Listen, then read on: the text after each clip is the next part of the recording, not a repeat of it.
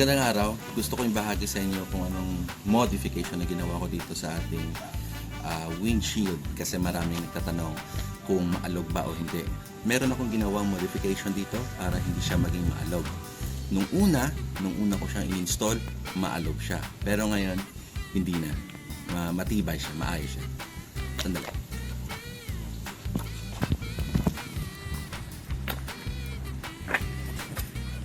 Ito na yung windshield ko ngayon. Dati, yung original nito, yung windshield na to is nandito yan banda. Hindi kasi siya para sa WSP. Ito ay para sa Pajero. Hindi ko alam kung nakikita niyo. Pero para siya sa Pajero. So, hindi talaga siya sukat para sa WSP. Ito siya ay, yung ito, nandito yan banda. Ngayon, yung nangyayari niyan, yung ito, yung parang pinaka holder nito, is mahaba. Ngayon, pag tumatakbo ka, umaandar yung motor, umaalog to. Ngayon, since umaalog yan, natatamaan to. Nai-stress masyado yung, lalong-lalo na yung pinagkakabitan dito ng side mirror. Kaya yung iba, nasisira yung parang pinagkakabitan mismo ng side mirror. Nasisira doon, kaya yung iba pinapa-welding. So, nakita ko nga siya na umaalog siya. So, ginawa ko, naghanap ako ng tube. Ito yung nakita kong tube. Ganitong kahabang tube. Naghanap ako ng tube para mai-atras ko pa dito. Kasi yung thread nito is hanggang dito yung thread niyan. Yung thread nitong tawag ito, yung thread ng windshield hanggang dito yan. So, naghanap ako ng tube para ma-push ko yung windshield paatras. Papunta dito. Ngayon, since napaatras ko siya, yung part na to, andito na siya banda. Which is parang mas okay, di ba? At since ito ngayon ay maliit na, maikse, kumpara sa dati, hindi na siya maalog.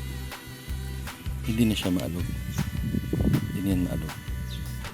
Yan. Kahit anong galaw ko niyan, yan yung maalog. No? Yun din sa kabila. So, hanap lang kayo ng tube na mga ganito kahaba, hindi ko nasukat. Tapos sa loob pala nito, kasi metal to metal, iingay yan. So sa loob nito, yung loob nito, nung pinaka-rod na to, pinaikutan ko yan ng tape para hindi maging maingay. Kasi metal din itong tube eh. Pinaikutan ko yan ng tape para hindi siya maging maingay. Kaya, ito na siya ngayon. Hindi na siya maalog. Pagkatapos ito, puputulan ko to, pero sa ngayon, huwag muna. Kasi maglalagay pa tayo dyan ng, imbis na dito ako maglalagay ng cellphone holder, dito tayo maglalagay. Subukan natin dito. At ino-observe ko pa rin naman yan sa ngayon. Pero sa ngayon, happy ako sa pwesto niya. Okay na okay siya. Maliit lang yung distance dito. Yan, maliit lang yan. Mas okay siya tingnan kumpara nung simula na nandito yan sa labas. Papakita ko yung picture nung lumang yung unang kabit ko nito. Pero sa ngayon, okay na okay yan. Ayan, nakita niyo dalawa yung extension na nilagay ko dito. Tapos yung mga nagtatanong tungkol sa visor, masikip po ito. Wala po akong nilagay na pandikit dyan o sealant. Inipit ko lang talaga siya sa headlights at saka dito. Yan, masikip yan. So, yan lamang po. Isang mabilis na windshield mod para mas maayos siya, mas maganda, mas matibay at mas mag-enjoy kayo sa ride. Hindi maingay, hindi maalam. Maraming salamat.